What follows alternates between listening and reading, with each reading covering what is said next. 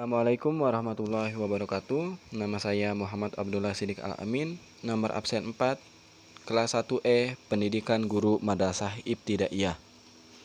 Dalam video kali ini saya akan mempresentasikan Pancasila dalam konteks ketatanegaraan Republik Indonesia yang disusun oleh rekan Hendy Rifki Saputra, Nur Aziza, dan Suni Alvina Kamelia. Hubungan antar lembaga negara berdasarkan Undang-Undang Dasar 1945 dan Pancasila. Konstitusi Negara Indonesia adalah Undang-Undang Dasar 1945 yang telah mengalami amandemen sebanyak 4 kali. Dari sisi kualitatif, amandemen tersebut menyebabkan perubahan fungsi lembaga negara yang sederajat dan melaksanakan kewenangannya masing-masing sesuai dengan Undang-Undang Dasar 1945.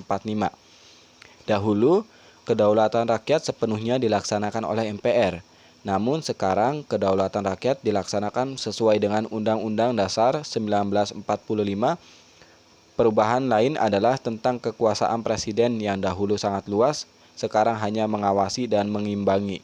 Dilaksanakannya prinsip-prinsip tersebut agar tujuan negara demokratis tercapai. Dalam sila keempat, Pancasila menjelaskan tentang konsep-konsep negara yang dijalankan secara demokratis. Dalam pelaksanaan kelembagaan suatu negara membutuhkan kerjasama semua elemen masyarakat. Sebuah ide ataupun gagasan yang berkualitas dapat lahir dan tercipta dari aspirasi masyarakat yang bertanggung jawab dan berintelektual. Hal tersebut merupakan pelaksanaan negara yang bebas dan bertanggung jawab secara hukum. Hal ini membuktikan bahwa kekuasaan dan bagian-bagian pelaksanaan negara diatur dalam sebuah konstitusi yang tidak stagnan dan berkembang sesuai kebutuhan masyarakat. Selain itu, kelembagaan negara tersebut juga berhubungan dengan sila keempat, yang menjelaskan tentang pemerintahan demokratis dan nomokrasi. Demokratis artinya bebas, sedangkan nomokrasi artinya bertanggung jawab atas hukum. Hak asasi manusia menurut Undang-Undang Dasar 1945. Pengaturan mengenai hak asasi manusia telah ada sejak disahkannya Pancasila sebagai dasar pedoman negara Indonesia. Meskipun secara tersirat, baik yang menyangkut mengenai hubungan manusia dengan Tuhan Yang Maha Esa maupun hubungan manusia dengan manusia. Hal ini tergantung dalam nilai-nilai yang terkandung dalam sila-sila yang terdapat pada Pancasila.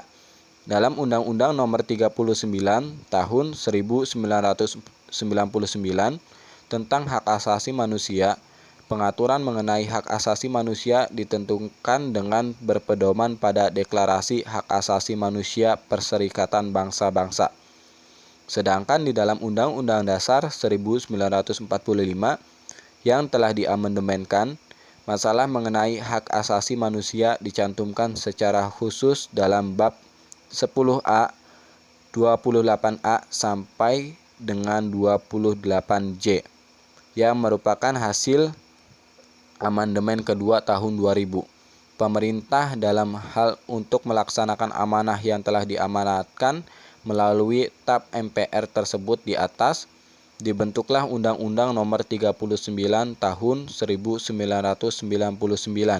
tentang hak asasi manusia.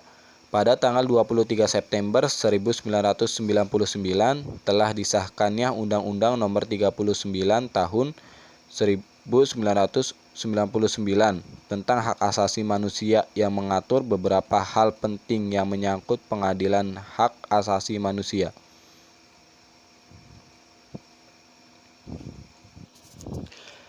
Lembaga yang dapat mengadili pelanggaran hak asasi manusia di Indonesia. 1. Pengadilan hukum.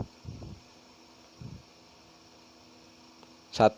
Pengadilan umum. 2. Pengadilan militer. 3. Pengadilan agama. 4. Pengadilan niaga. Dalam wilayah keempat pengadilan tersebut, para pelanggaran hak asasi manusia dapat diadili sesuai dengan pelanggaran hak asasi manusia yang dilakukannya di dalam wilayah hukum Indonesia.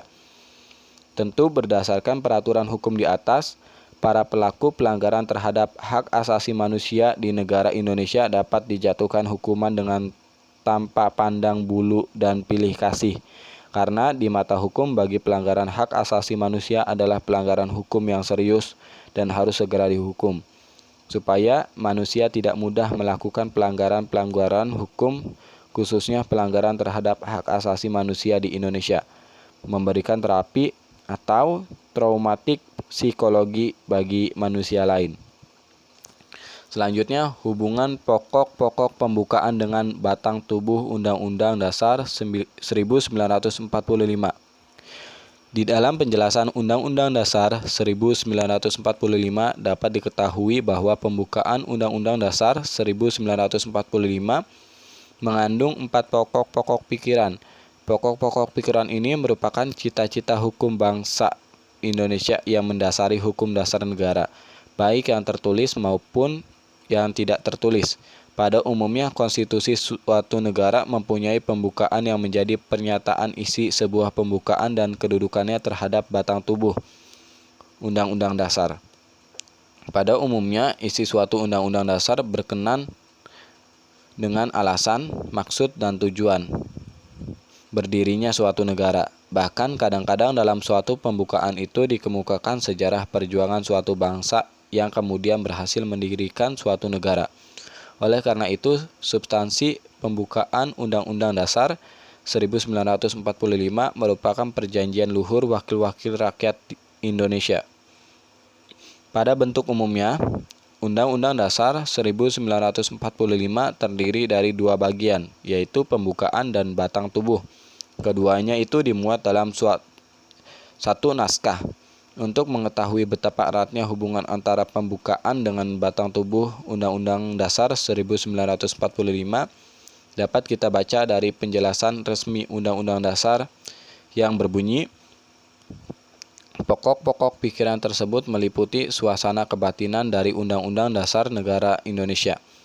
Pokok-pokok ini mewujudkan cita-cita hukum atau Rechtside yang menguasai hukum dasar negara, baik hukum yang tertulis, yakni Undang-Undang Dasar, maupun hukum yang tidak tertulis. Dari penjelasan tersebut dapat dilihat bahwa batang tubuh Undang-Undang Dasar yang terdiri dari pasal-pasal merupakan perwujudan, perincian daripada pokok-pokok pikiran yang terkandung dalam pembukaannya. Jadi, pokok-pokok pikiran yang terkandung dalam pembukaan Undang-Undang Negara yang merupakan suasana kebatinan dari Undang-Undang Dasar serta mewujudkan cita-cita hukum yang menguasai hukum dasar negara. Dengan demikian dapat dikatakan bahwa pokok-pokok pikiran yang terkandung dalam pembukaan Undang-Undang Dasar Negara menjiwai batang tubuh Undang-Undang Negara. Pasal-pasalnya merupakan realisasi, perwujudan atau perincian daripada pokok-pokok pikiran tadi yang terkandung dalam pembukaan.